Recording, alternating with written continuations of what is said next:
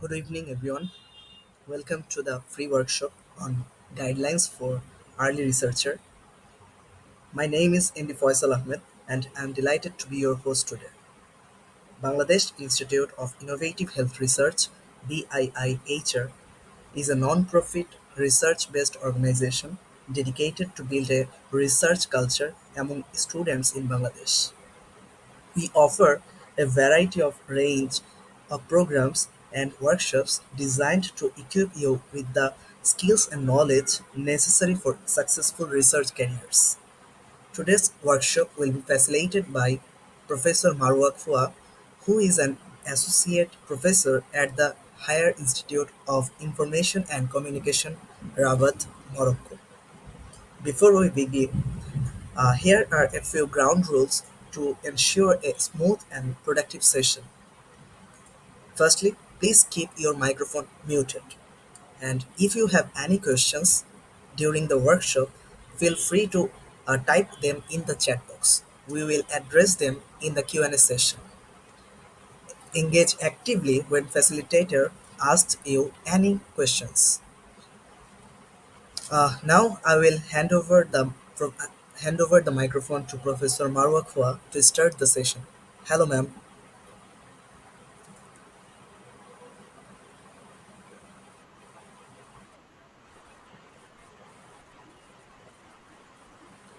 Yeah, ma'am.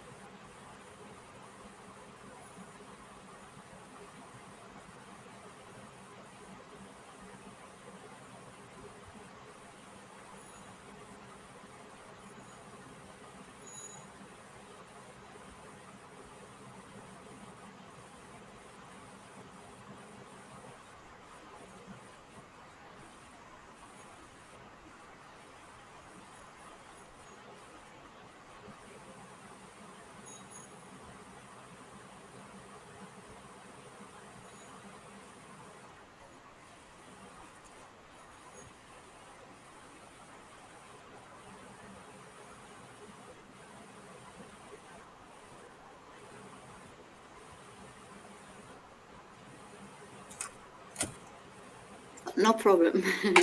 So I said that after understanding research fundamentals, which is the first guideline to doing research, is to understand research fundamental. So we must first of all define our research and clearing the importance of research. We must really, really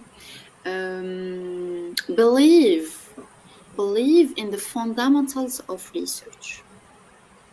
So the second section is to identify research interests. What is research interest? Is the importance of aligning your research with your personal interests and traits. We must begin with a self-assessment, okay? Self-assessment to identify personal interests and reflect our past academics and professional experience with our current research. Why? Because reflecting our past academic and experiences is important to pinpoint areas that sparked our curiosity and our passion. Next, you must immerse yourself in the current literature by reading recent publications in areas of interest and attending conferences, seminars, workshops to stay informed about the latest developments and trends, which is very, very important. Additionally, consulting mentors, professors, and seeking advice from them to also from the experienced researchers and advisors. It must provide you valuable insights and guidance, helping you to refine your research focus and navigate potential challenges by thoroughly exploring these avenues. You can identify a research area that is both personally fulfilling and academically significant.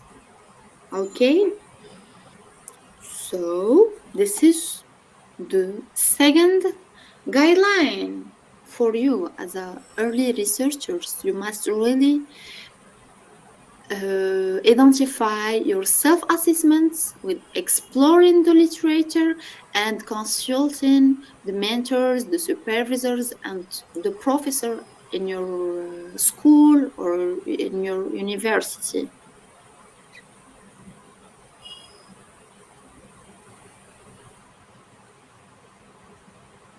Okay. After that, we can work on developing a research question, which is very important point in doing research, in doing a PhD, or in doing writing a research paper or something like that. You must define and identify a research question. A good research question must be clear and focused, feasible, manageable, significant also. We have to find a research question with a value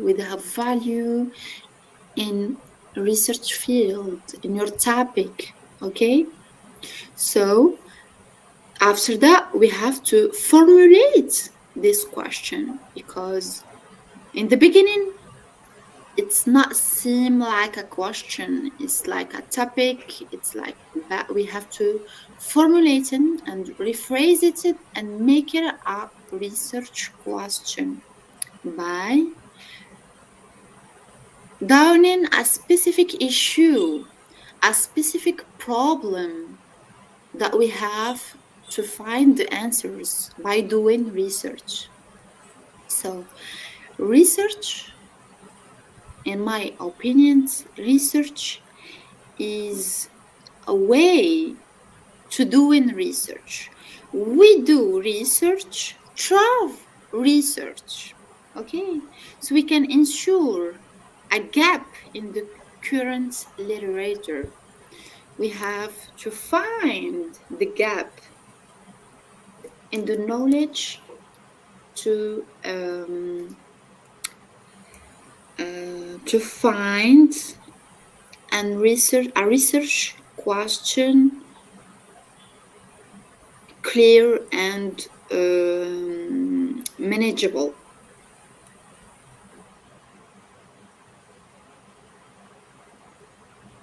So how we can do that? All the research don't give the importance to this step, but this step is the key to do research in a good way. So crafting a well-defined research question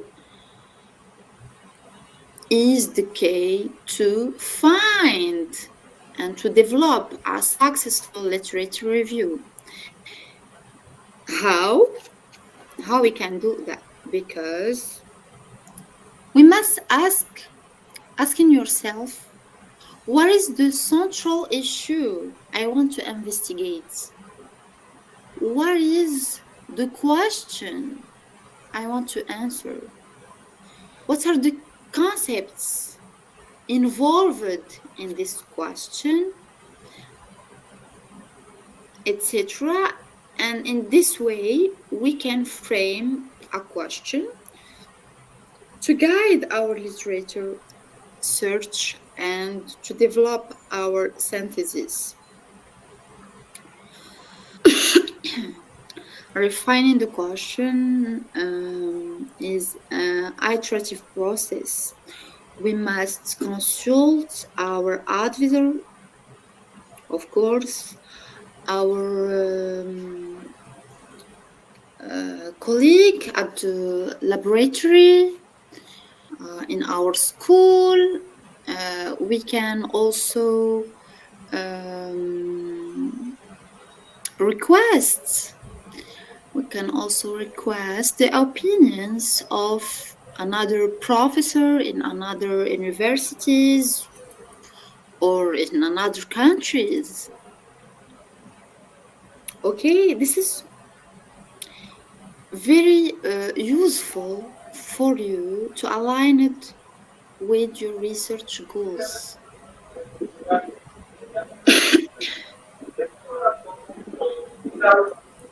Can you please set your microphone? Thank you.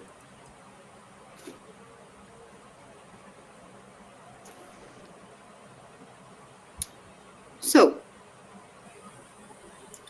we have our question, research question, clear, specific. Okay, we know already what our research will talking about. So the next step, what is the next step? Is to conduct a literature review. Okay? To conduct a literature review, we must have a purpose. What is the purpose? It's to understand the current state of knowledge, to identify, as I said, the gaps, and to defend our research question.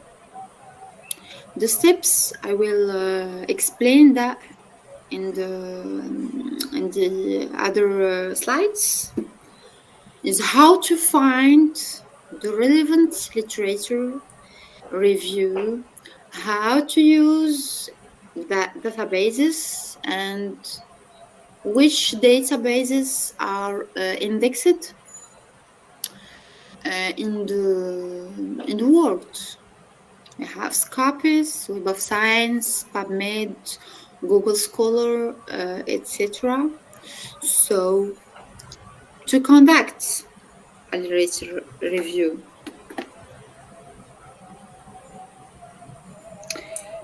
it's a step, an important step also.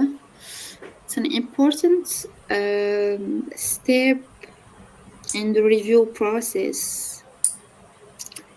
So by carefully defining your research concepts, exploring a variety of databases and sources, using sampling techniques in literature review, and consulting experts in your field, you can ensure that you identify the most relevant and up-to-date literature to include in your review. Okay? So this process will really help you and cover the breadth and depth of research related to your topic.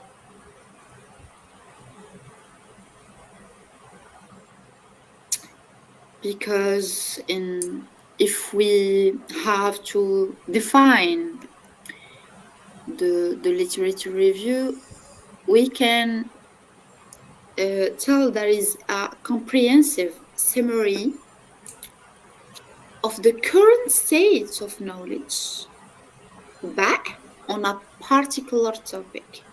We cannot talking about literature review in a field in general way. Okay, we must specific the topic of our research, and we must develop clearly our research question, and only after that we can start our literature review.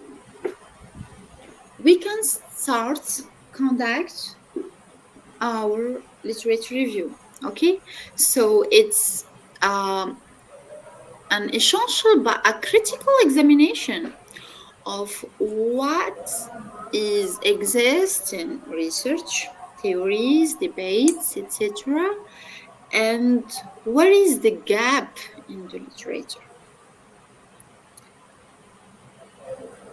It's uh, it's the most important thing is to find the gap in the literature. For example, you want to study leadership and communication, for example, we have to read a lot of papers to understand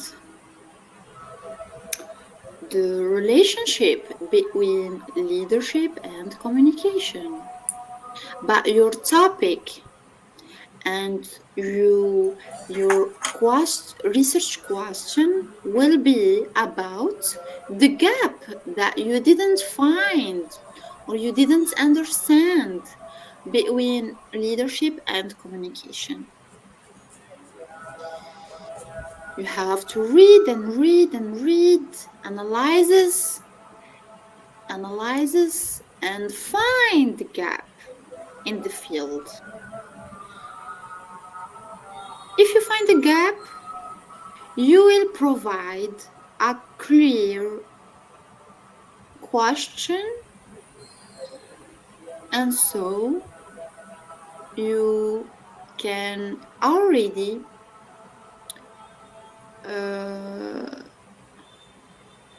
identify which papers you must read in depth,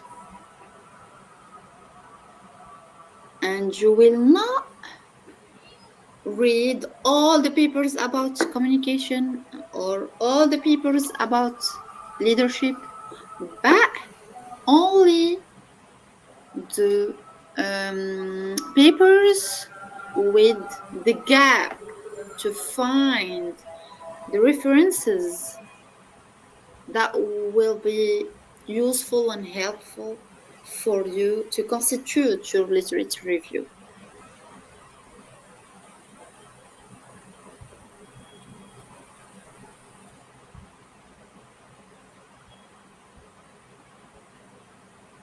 So here you can find the databases in which indexed databases in which you can find the papers, books, articles, reports, debates, presentations, work papers, etc., and all types of scientific papers in your field. You have Scopus. I think you know already most of them or all of them. So we have Scopus, we have Web of Science, we have Springer, Science Direct, 𝐺STOR, 𝐾ERN, which is a French database, but we can find interesting papers in English too. We have Mathnet for mathematic reviews. Okay, if you are looking for papers in mathematics, you can find them here. We have PubMed, where you can find a lot of interesting papers in medicine. Okay, and you have Research for Life and another databases. I just choose the most important ones that include a lot of papers with the experts and authors known in the world, with an interesting number of citations. No. Also in Scopus, Web of Science, and Science Direct. If you know, Science Direct is a database for Elsevier. So we can find all the papers published with Elsevier here in Science Direct. Okay.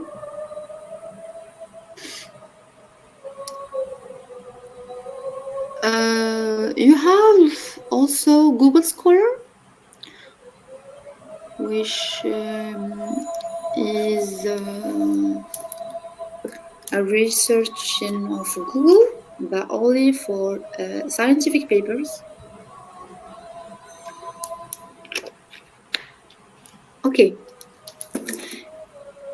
here are the most important databases for you to find the papers to answer your need of knowledge.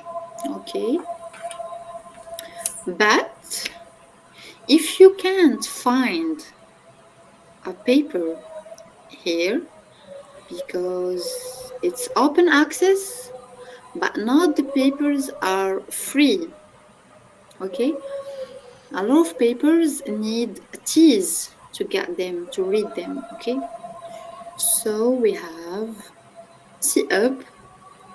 The 𝐶hub is a website in which you can put the title of paper or the DOI of paper to get it in free. It's a website developed by an Russian woman researcher to remove all barriers and boundaries in the way of science and make it free for everyone in the world. So I will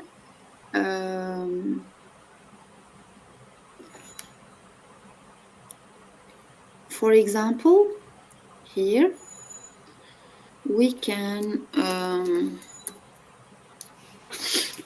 go to Scopus just to explain how to do with that. So here we are in Scopus, which is a database. Okay, so we have to do an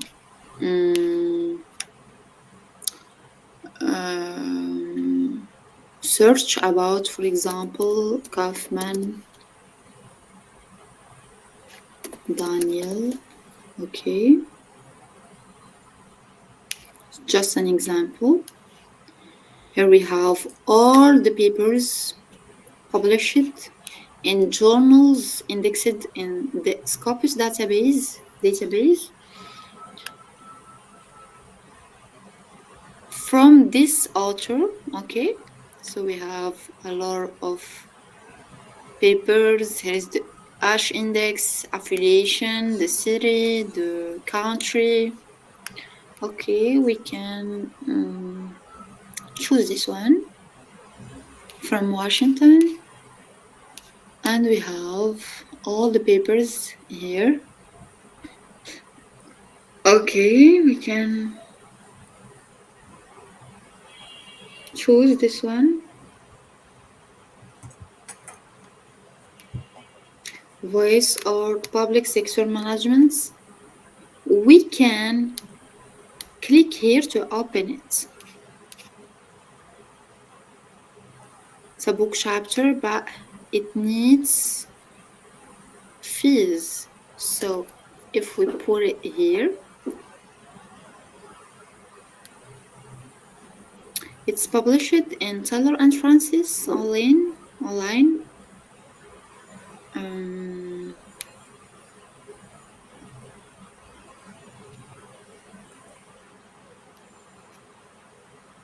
I hope to find it here. Okay, Okay, that's the article. Voice or public sector management's empirical investigation of determinants of public sector performance based on survey of public officials. Okay, that's good. Here is the abstract. Here is the article. So this article is free and open access. No problem. If we cannot find the article here, for example, we can just find the title, the authors, pages, and the abstract, which is always free. We can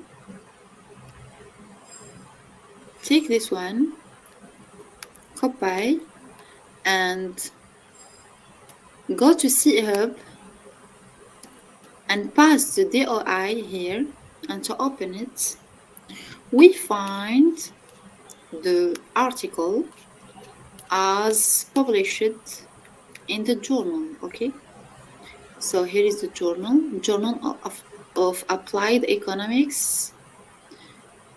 This is Routledge, Tyler, and Francis. And here is the article. You can do that for inaccessible articles or books in databases. Okay. If you go, for example, for Springer,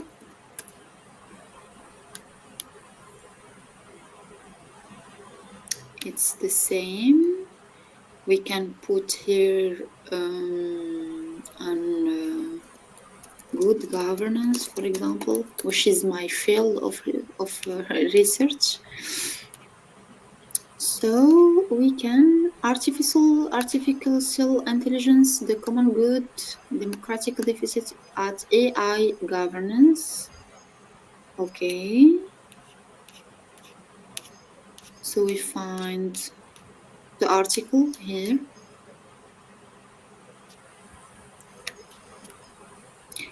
In this database. Okay. So the objectives is to do your search in these databases and not in just other libraries, etc., but in scientific database that don't publish any paper without peer reviewing process. Okay. And after respecting a lot of considerations of ethics, of scientific steps to publish in their journals. So it can be really helpful for you to develop your literature review. You must choose what to read and choose what to focus in before you start to write your research.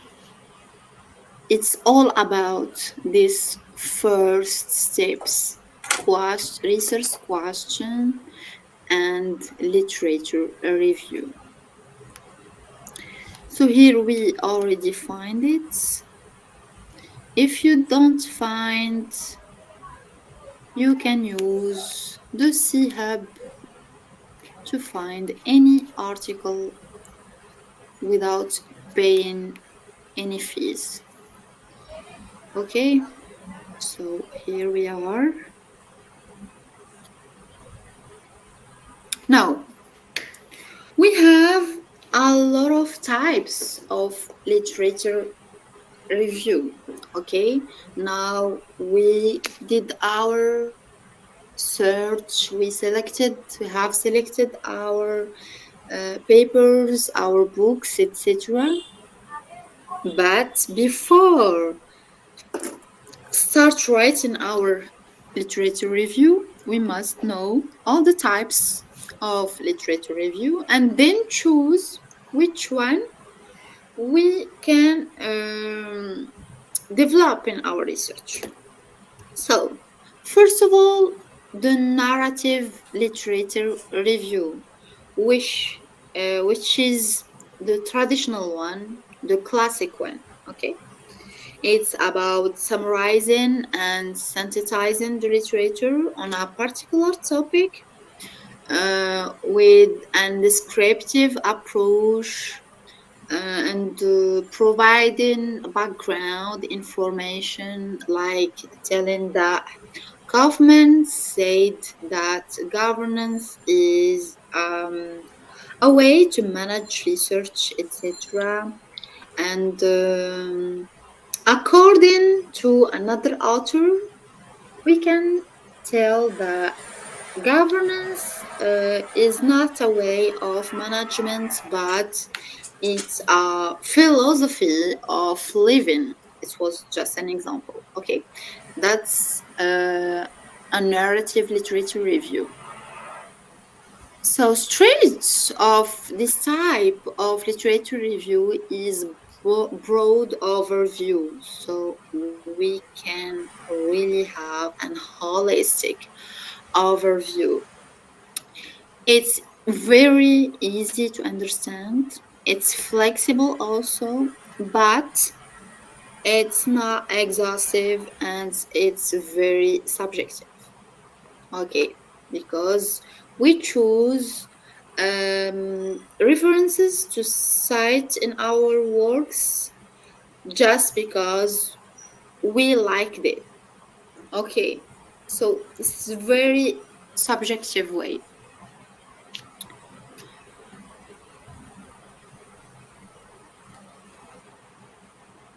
You have the systematic literature review, which is the second type of literature review, the most recommended one. Uh, all the journals and the laboratory of research prefer this one. Why? Because this type of literature review use a structured approach to identify, evaluate, and synthesize all the relevant research on a specific research question. Okay, so it's provide and respects a specific protocol by including meta-analysis, which is a statistical technique that combines the results of multiple studies to identify overall trends. To do that, you can use a bibliographic management software, okay, like Zotero and Mendeley. And after that, you can already use NVivo software to do an analysis for your text, okay, and then to choose, and then you can choose what to read and what not to read. The strength of this systematic literature review is that it's comprehensive, reproducible, and minimize biases. Okay, so it's why it's systematic, because we will not read all the references finding in databases. We will focus in just the references that treats our issue of research. So weaknesses, it's that it's really a time consuming, it requires a lot of time, a lot of work, and the clear research questions and criteria. For example, if you analyze the impact between X and Z, we will not read all the references of X and Z, but just and all the relationships of X and Z, but only the references which is treats the impact of X in Z. Okay?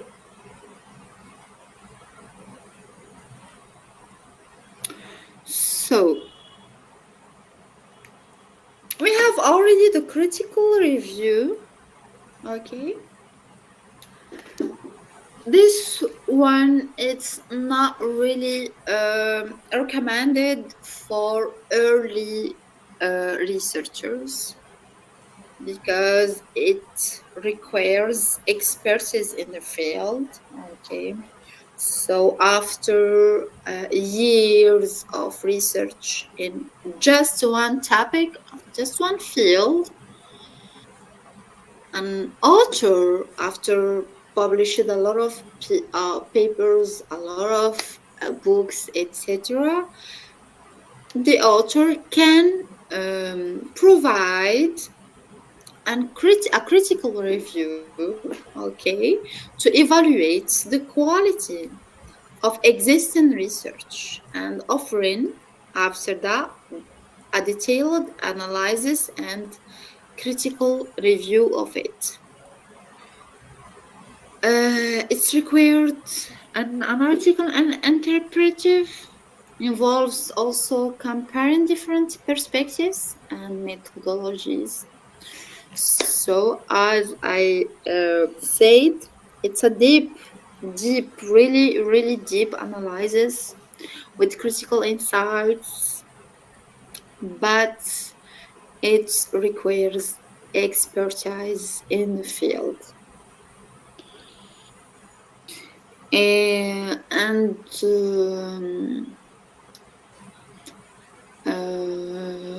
also the researchers with I don't know 15 years old not all of them can really do a critical review. Okay, so for me, for the young and early researchers must start with the narrative literature review in the beginning, just to manipulate all the techniques, to read about all of the aspects of the topic, and then explore the systematic literature review and start using Zotero software or Mendeley software to manage their references, then develop their systematic literature review. And why not in the future, after a professional experience and knowledge expertise, they can also opt out for the critical literature review.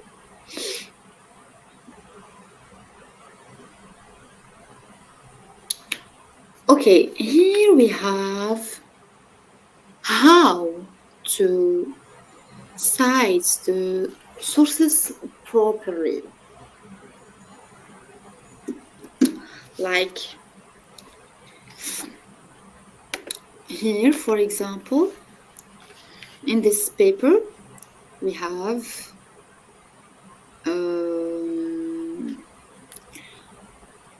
it's a paper of Kaufman, Mehrez, and Garger. How this article cites the sources. We have Treisman and Diamonds and Tazato provide comprehensive review of this literature. We have Baker and Baker. So they use the same way to cite the references. Also here, at the end of paper, we have where is the references? Oh my gosh. Here. We have the references here, and they use the same way. Okay? So we have the authors, the name of authors, then the year of publication, then the title of the paper, then the title of the journal, the volume of a journal, okay, and then pages of the paper in the journal, in the issue published in the journal, okay. Same thing here, same thing here, same thing for the paper, for the books, for the book chapters. We must respect the same methods or the same forms of citing papers. So we have different style guide such as APA, MLA, or Chicago. You can find this in the Google Scholar. You can cite, for example, here. I will show you, for example, this article, okay, or this one.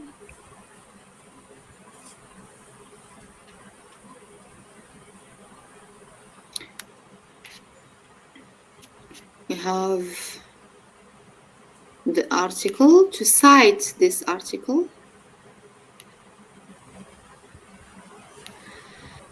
This is the form APA. We can select the reference style we want to put in our research paper.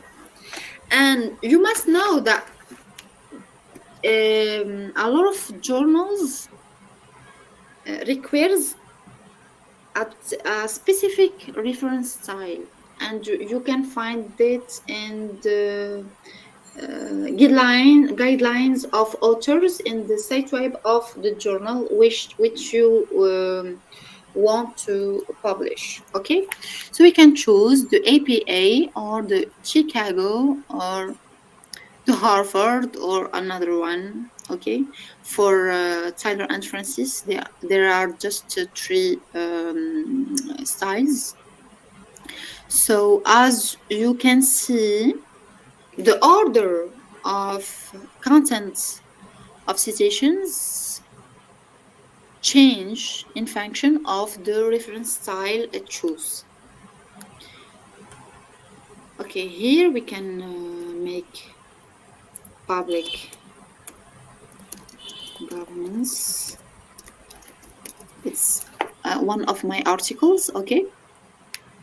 So here we can find this article in which I did a systematic literature review. So good governance and its impact on economic development, a systematic literature review. And to cite this article, you can click here. And there you can find another style of references. They are APA, ISO, and MLA.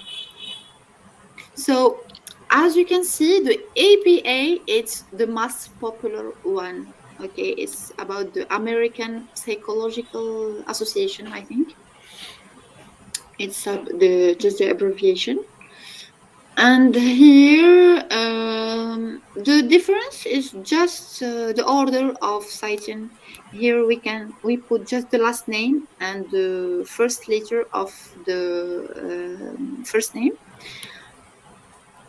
year, title of paper, journal, and volume, issue, and the pages, number of pages. Here we put the name, the last name, and the first name. Next, we put the title of papers, the title of journal, and next we put the year. Okay, so just difference between this one and this one.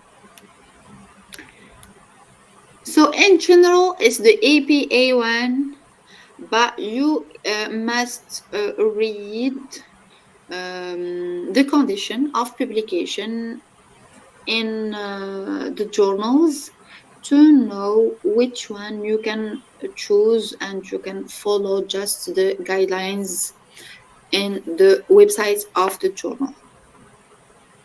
Okay, so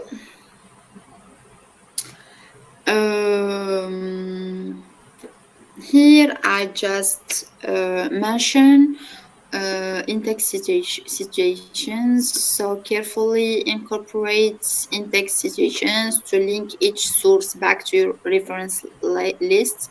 Use the correct format, okay, authors, years, numbers. It depends, as I said, it depends of the style guidelines adopted. Okay, and then you can compile a comprehensive reference list at the end. Okay, at the end of your literature review, double check that all resources, it's very important. You must double check that all sources cited in the text are included in the list at the end of your paper. And also all the references cited in at the end of your paper must be included in the text of your paper. It's very important. Don't put a reference that you cannot use, okay? So it's important to cite sources properly and to respect these guidelines. Okay, after literature review and the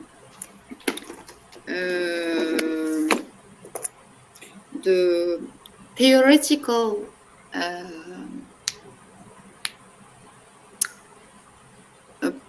part of your paper, okay, and before starting the empirical or the practical parts of your research, you have to accord your attention to the research methodology. When we talk about research methodology, we talk about research design, research way, about collecting data, analyzing data, etc. So you must choose the right method for your topic. There are a lot of methods. We have a quantitative research, a qualitative research, or a mixed one. You can do a qualitative to explore the context, and then do the quantitative one to confirm your framework. And the most important thing is to align your methodology with your research questions and with your with the objectives of your research. Okay.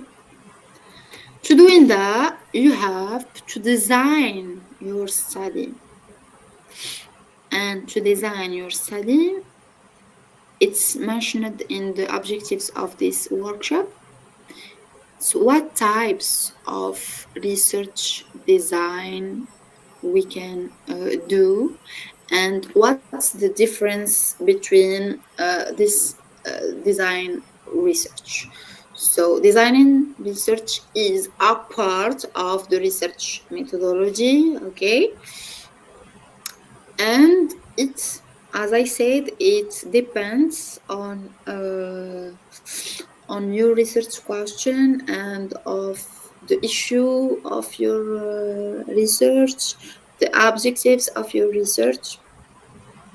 So you can study, for example, a variable that is not measurable, a variable that is not a scale to measure it in the past works. You cannot, for example, find a scale to measure a variable. It means that this variable is qualitative and you cannot adopt a quantitative approach to study this variable. Okay, so to do your research design, you can explore,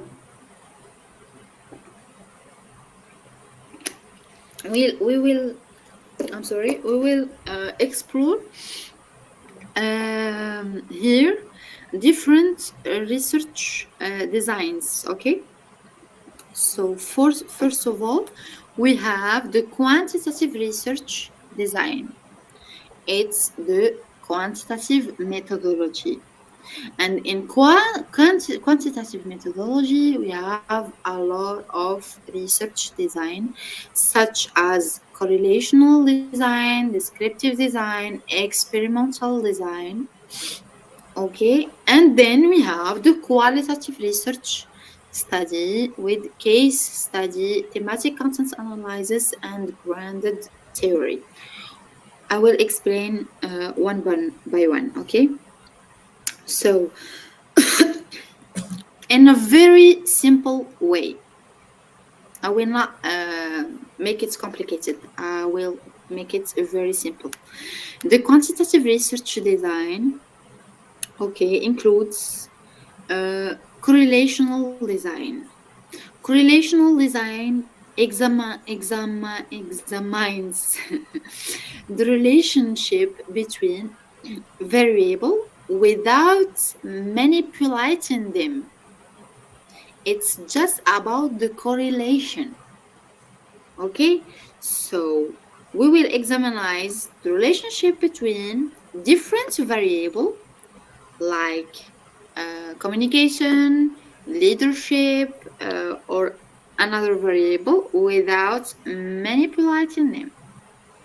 And we will just analyze the correlation between these two variables in a context. So the descriptive design, which aims to describe characteristics of a population, of a phenomenon.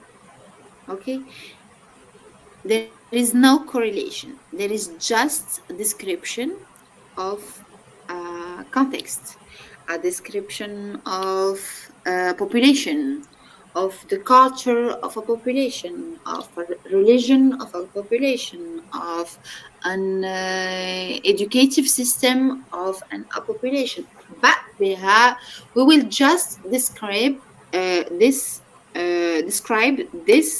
characteristics in our design. Okay. The experimental design, it tests the cause and effects relationship. Okay, the cause and effects.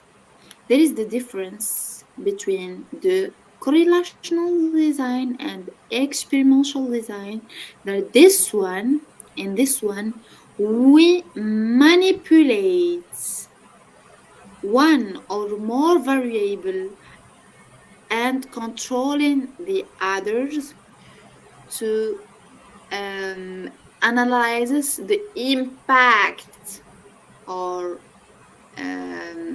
relationships between two or three or more than three variable. Okay. Um, so on the other hand, we have the qualitative research design that focuses on understanding a topic through detailed and non-numerical data. We have a non-numerical data and it's not measurable. It's about perception. It's about understanding the meaningful of a variable. Okay, so we have first of all the case studies, which provide in-depth analysis of a single case or a small number of cases.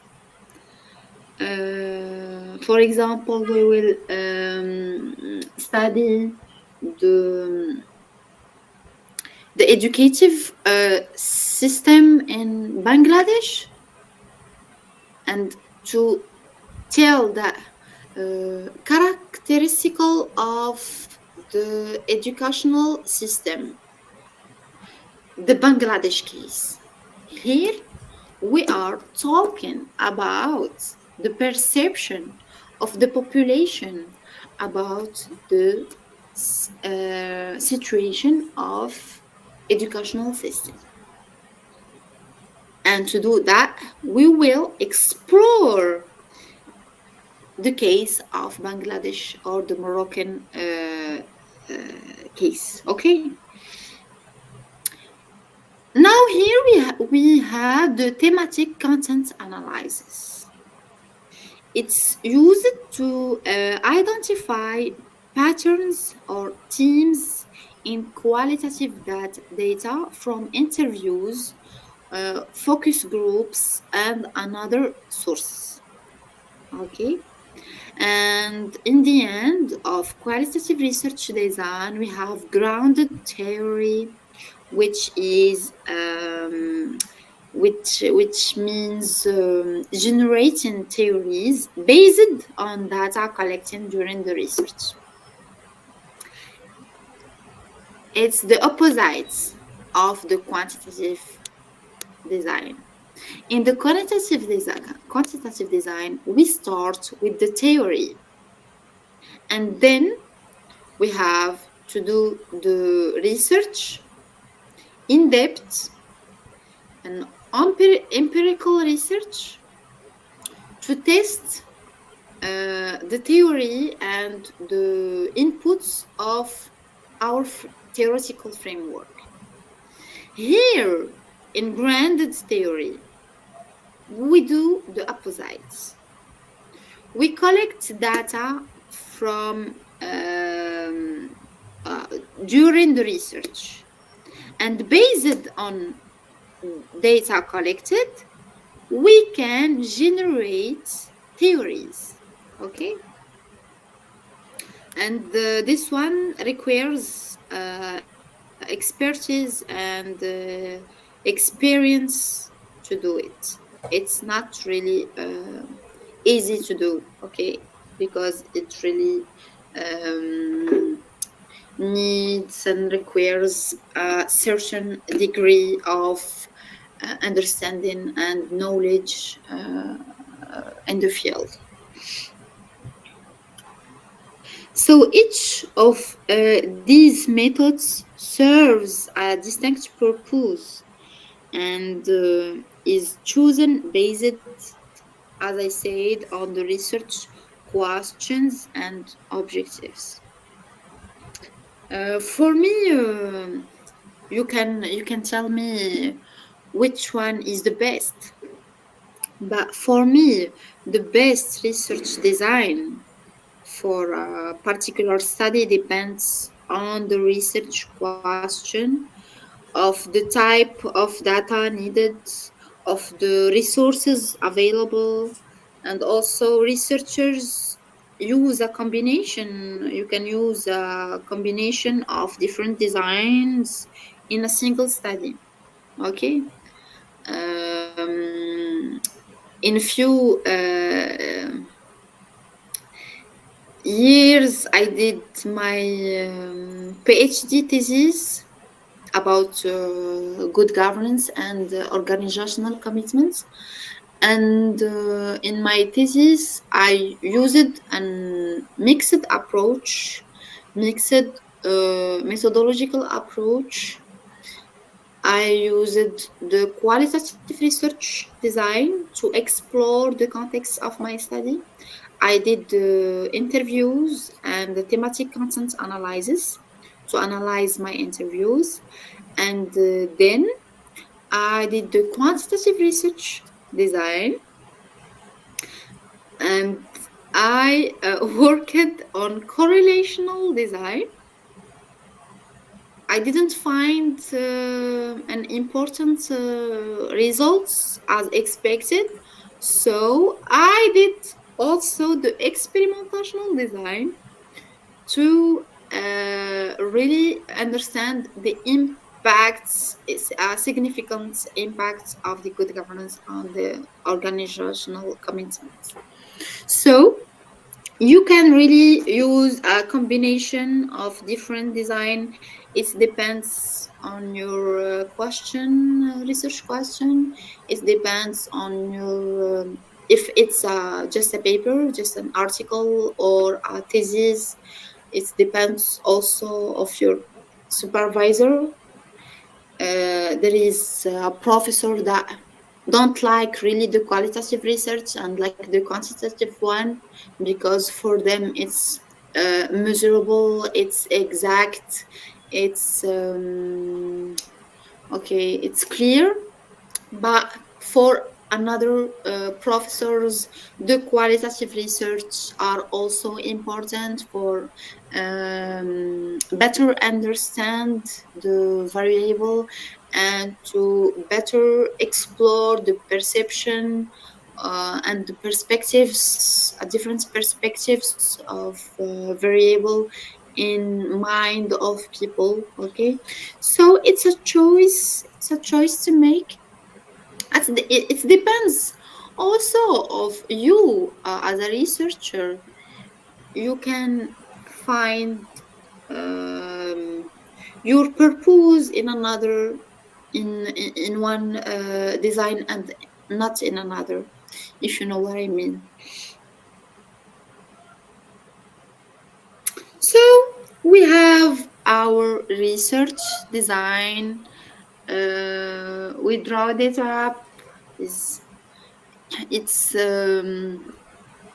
ready. Okay, so we have to collect our data.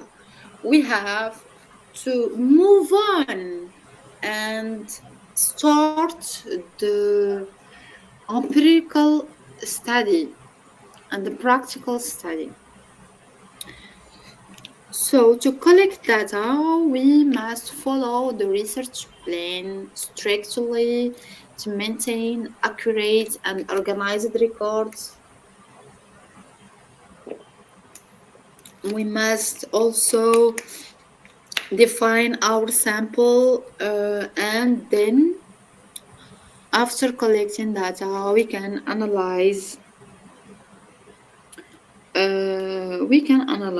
our data by using appropriate statistical or thematical analysis tool. When we talk about thematic analysis tools, we talk about qualitative methods, and we have Eramutek and NVivo software to use and to analyze our data collected. And when we are talking about statistical analysis tools, we have SPSS, we have smart PLS, we have LISREL,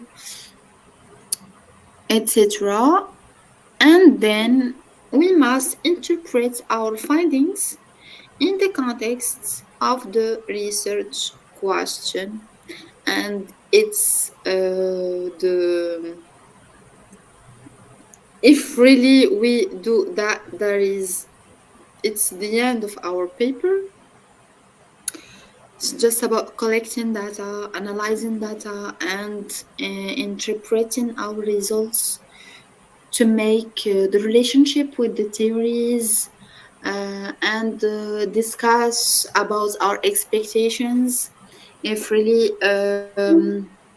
we had results that we are expected to have, or we found something else, and then we can explain why we didn't find that, and why we found another idea, explaining if it's lied to socio-demographic criteria, if it's about age, gender, years of experience, professional experience, and we can find a way to explain our results. So to do the data collection and analysis, there is a very important point lied to the ethics. Okay, so we have an ethical considerations which is very important, because it's a fundamental of conducting responsible and credible research. It's a big responsibility. Obtaining informed consent from participants is crucial. We cannot obtain a participation of people without their consent. We must ask for their consent to participate in our research, ensures they are fully aware of the research purpose, procedures, and potential risks, allowing them to voluntarily participate. That's the point. So maintaining confidentiality and privacy safeguard participants' personal information. It's very important. Fostering trust and integrity in the all the research process. It's also important. Avoiding plagiarism and properly acknowledging all sources used in the research not only respects the intellectual property of others, but also affords the credibility and authenticity of your own work. Okay, you must avoid plagiarism. This sentence is not mine. I must cite the author who provide this sentence. It's not my idea. I cite the person who talked about this idea. Okay, so it's really, really crucial to talk about these ethical principles, and by adhering to these ethical considerations, researchers demonstrate a commitment and an involvement to integrity, to respect and accountability in their scholarly activities in the high schools or universities in the future. I mean,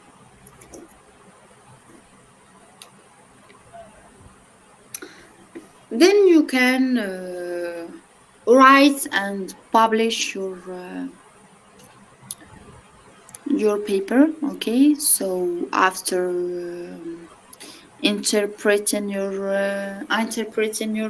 results, your findings, and discuss about it, you can write the research paper. The most important point is to follow the structure. This structure, it's indexed, it's recommended all over the world. We have to write an abstract with the keywords, 3 or 4 keywords. Then write an introduction, methods in which you justify your choice, your methodological choice, your approach, your search design, and then your results. Also, here in methods, you can put the characteristical of the sampling. How did you collect the data? How did you choose your context? And then you can present the findings and the results of your study in such paragraphs or tables or figures, and then a discussion about the finding and a conclusion in which you can develop the implications of your work, of your research, the limitation also of your research, and the perspectives in the future. Okay, so after that, you must write clearly and concisely. Don't put the long sentences. Try to be clear, try to be concise, try to be honest, and don't put anything in your paper. Just the most important points in a clearly way. Then, as I said, cite sources correctly, choose a style of references, and use it in all the parts of your paper. Then you can choose a journal, okay, to publish your paper. Select a list of journals relevant to your field and consider the impact factor and the audience of your journal. Okay, and then you must respect the peer review process.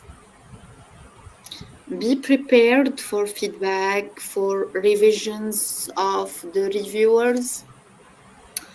They will examine your paper. They will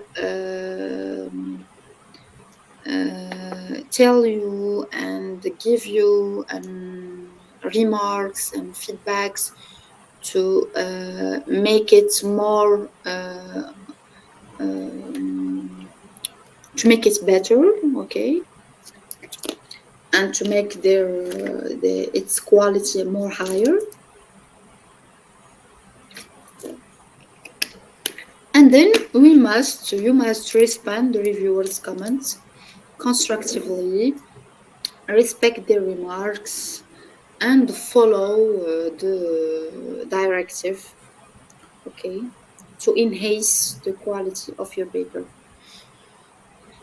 Now you have a paper ready, write it, publish it in the journal of your dreams. Why not? So we can talk about networking and collaboration, and I think it's the last guideline in our workshop, and it's also important to do research. You are not living in alone, okay? You are not living far of the world. So you must build a network and you must collaborate in your country, in your city, in the world with person who works in the same field or in another fields. You don't know. The future will give you opportunities, will give you a chance to go to another country for collaboration, to work with other people in research papers. So building a professional network is essential for advancing your research careers and fostering collaborations. Why? Because attending academic conferences and workshops provides you valuable opportunities to present your work, to gain feedback, and meet experience in your field. You can also join professional organizations and research institute or research laboratory or another university, and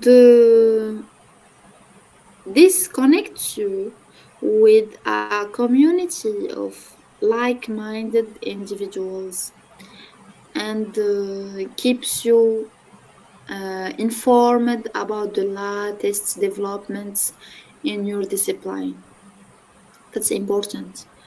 Collaborating with peers and mentors on joint projects can lead you to innovative approaches and solutions by combining diverse expertise and engaging in interdisciplinary collaboration. Like these activities helps you establish a robust professional network that supports you and supports your growth and success in academia. So try to work together, try to find researchers in the same research interests, make collaborations, make a network, and participates in the international conferences. You have a friend here, Sabiha, which I met in an international conference of, it was the scientific summit of the United Nations. And that's the gain of participation in international conferences. It's to meet people, it's to inspire people and get inspiring from people, and to make connections to collaborate together. That's really, really important for me. So, as you know, to build a network and to collaborate, you can use the network. We have internet, we are connected, we are far from each other, but we are connected through internet. So we have LinkedIn, Facebook, Instagram, TikTok. But today I choose to talk about ResearchGate, which is an online platform that enables research from all over the world to connect, to collaborate, and share their research and ideas. I choose ResearchGate because uh, it's a social network where you can interact with researchers and only researchers. We have LinkedIn, but in LinkedIn we can connect with professional people,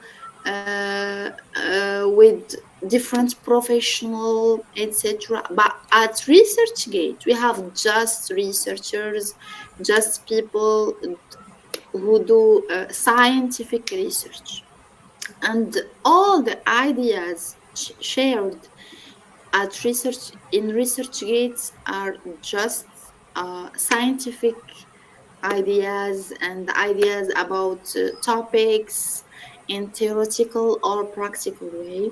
So it's important to create an account. It's not a collaboration. I don't work for ResearchGate, but it's really useful, and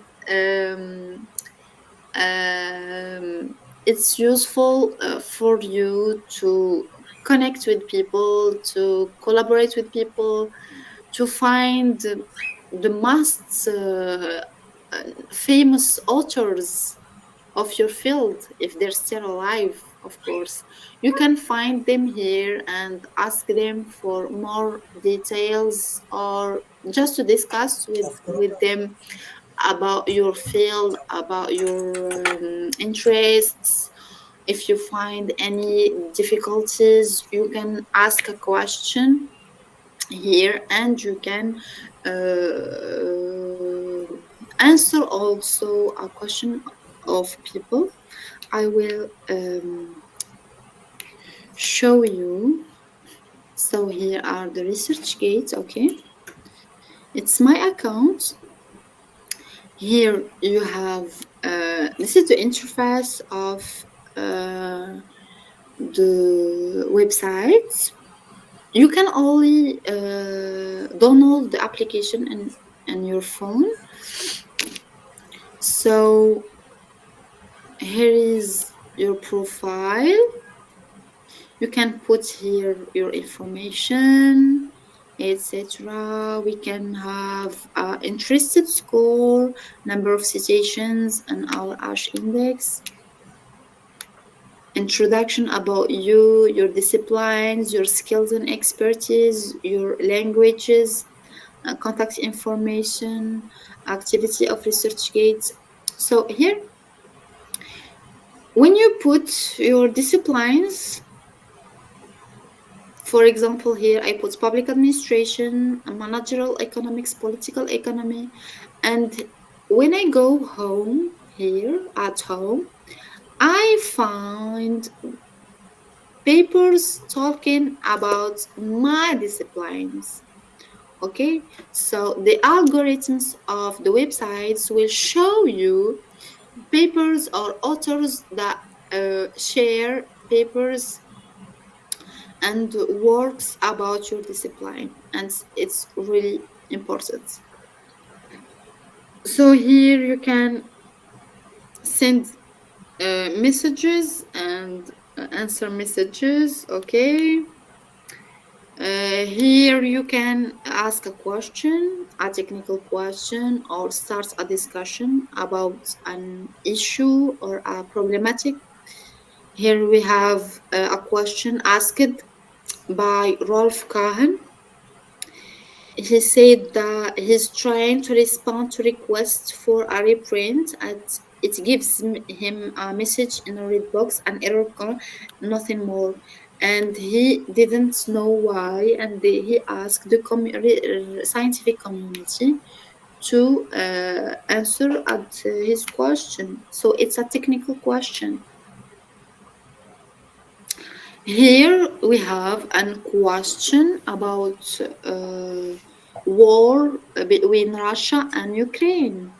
So this author started a discussion about these topics. So we have a lot of questions about democratical and autocratical governance model, the impacts in economic growth. It's that's interested. So you have a lot of questions here and answers. Here you can find the jobs you may be interested in also, and you can submit to the job here. And it's just researchers' jobs. It's just about research. So you can find professor or junior assist or researcher, research assistant, or research and development specialists in law, etc. And if you are hearing or your institute are hearing, you can put it here in this box, and you can follow people and people can follow you back at ResearchGates, and for me it's very useful. You can read an article here, for example. That's the article. You can read it here and not go in the databases. You can read it here at the ResearchGates. You can also find the references of this paper here. If the references are available at ResearchGates, you can just click. If not, you can copy and paste it at Google Scholar of another database to find it. Okay.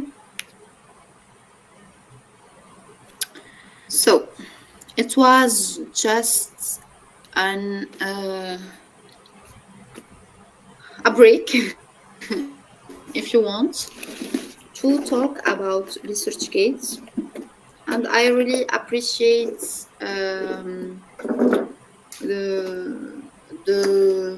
useless of this platform, of this social network. You can also use LinkedIn if you want. For me, for example, I use LinkedIn as a research platform, but ResearchGates are more are sibling more the researchers. So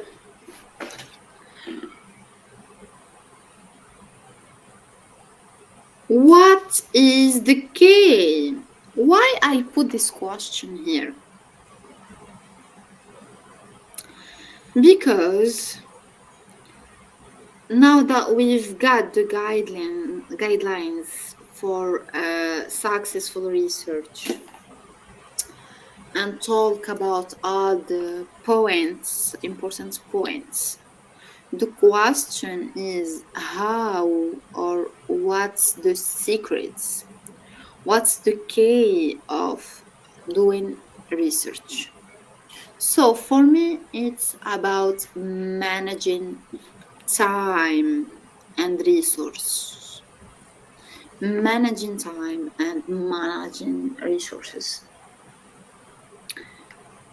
Because Time management involves um, setting realistic goals, and I mean realistic goals and realistic deadlines also. We are ambitious. We want to do everything in a perfect way, but there is not a perfection in the world, and there is not a perfect paper or perfect research or perfect work. Okay, so we have to make our goals or our research objectives more realistic. Also, our deadlines more realistic. Why we do that? We do it to ensure steady progress in studies and research. Managing time by prioritizing tasks and staying organized. Believe me, you can manage your workload more efficiently and reduce stress by managing your time. This was the first point. The second point is resource management. So resource management focuses on making the most of available research, use institutional resources such as libraries and laboratories to support your research and learning. Applying also for research grants and funding can provide the necessary financial support to advance your projects and studies. So both time and resources management are essential skills that can significantly enhance your academic performance. Okay, so I hope you find uh, this useful. Okay, and before ending our workshop, you must stay. I have this advice for you that learning and developments are in a continuous way. We are such a creature, okay? The human being are a fascinating creature that we love to learn, and we are not stop learning in the whole life. So stay updated and develop your research skills. Um, Learn about the statistical analysis, about academical writing, learn new tools or new technologies that can really help you in your field. Stay connected to the scientific community, engage you in professional development opportunities, read new research, read new publication, stay aware about the new technologies. Now we have the AI, so try to learn about AI, about the impact of the AI in your field, in health study, in medicine, in economics, and stay aware about knowledge in the world, because knowledge don't stop developing. World are in a constant change and in a constant evaluation, and we have to continuous learning to adapt our knowledge to what happened around us.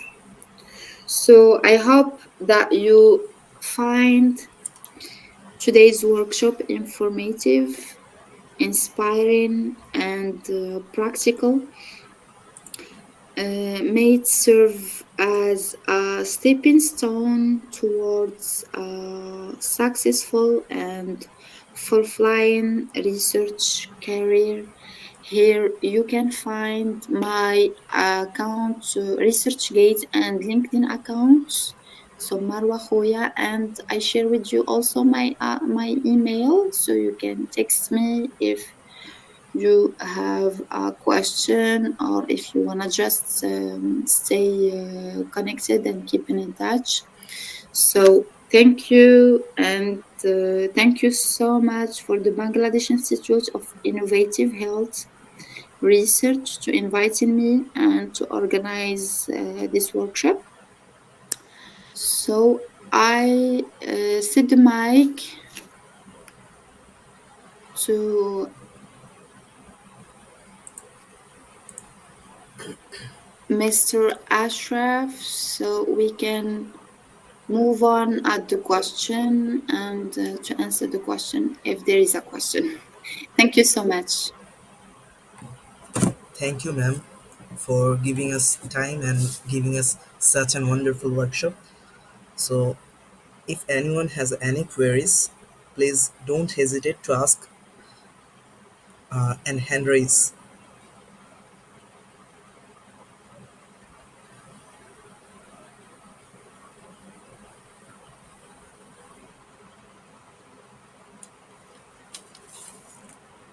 I think it was really clear, apparently. Yeah, ma'am. So, thank you all for participating in today's workshop. We hope you found the session valuable and informative.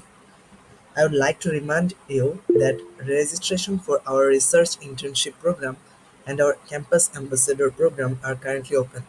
These programs offer unique opportunities to further develop your research skills, gain hands-on experience, and engage with a community of like-minded individuals.